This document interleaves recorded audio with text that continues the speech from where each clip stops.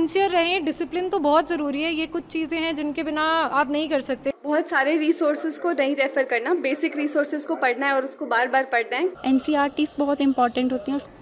I think मतलब आप इतनी बड़ी जर्नी, इतना बड़ा डिसीजन ले रहे हैं कि सिविल सर्विसेज करना है, तो सिंसियरिटी के साथ रहें, सिंसियर रहें। डिसिप्लिन तो बहुत ज़रूरी है। ये कुछ चीज़ें हैं जिनके बिना आप नहीं कर सकते, चाहे आप कितने भी इंटेलिजेंट हो। You have to put in the hours and you have to put in the work. Family का कितना सपोर्ट रहा है इस दौरान? I think infinite support था.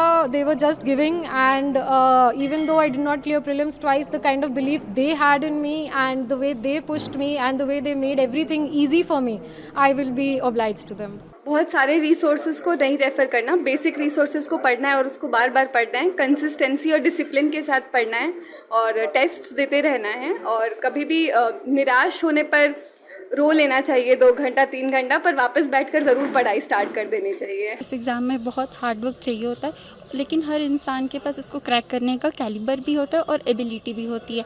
पेशेंस और हार्ड वर्क के साथ कोई भी एग्ज़ाम क्रैक कर सकता है, मैं तो यही कहूँगी, क्योंकि we are also normal people from a very normal background, तो मैं तो यही कहूँगी। सेल्फ स्टडी के लिए क्या करना चाहिए?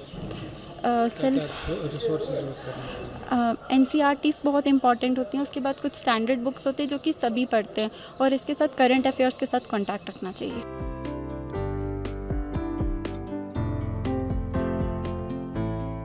सिंसियर रहें, डिसिप्लिन तो बहुत ज़रूरी है। ये कुछ चीज़ें हैं जिनके बिना आप नहीं कर सकते। बहुत सारे रिसोर्सेज को नहीं रेफ़र करना, बेसिक रिसोर्सेज को पढ़ना है और उसको बार बार पढ़ना है। एनसीईआरटीज़ बहुत इंपॉर्टेंट होती हैं। आई थिंक मतलब आप इतनी बड़ी जर्नी, इतना बड़ा डिसीजन ले रहे हैं कि सिविल सर्विसेज करना है, तो सिंसियरिटी के साथ रहें, सिंसियर रहें। डिसिप्लिन तो बहुत ज़रूरी है। ये कुछ चीज़ें हैं जिनके बिना आप नहीं कर सकते, चाहे आप कितने भी इंटेलिजेंट हो। You have to put in the hours and you have to put in the work. Family का कितना सपोर्ट रहा है इस दौरान? I think infinite support था.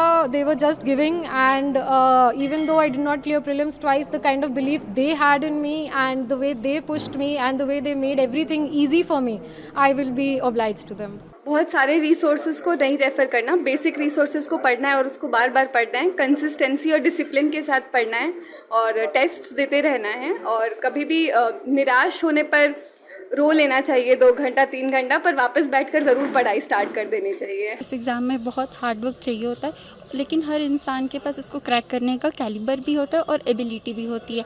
पेशेंस और हार्ड वर्क के साथ कोई भी एग्ज़ाम क्रैक कर सकता है, मैं तो यही कहूँगी, क्योंकि we are also normal people from a very normal background, तो मैं तो यही कहूँगी। सेल्फ स्टडी के लिए क्या करना चाहिए? एनसीईआरटीज़ बहुत इंपॉर्टेंट होती हैं। उसके बाद कुछ स्टैंडर्ड बुक्स होते हैं जो कि सभी पढ़ते हैं, और इसके साथ करंट अफेयर्स के साथ कांटेक्ट रखना चाहिए।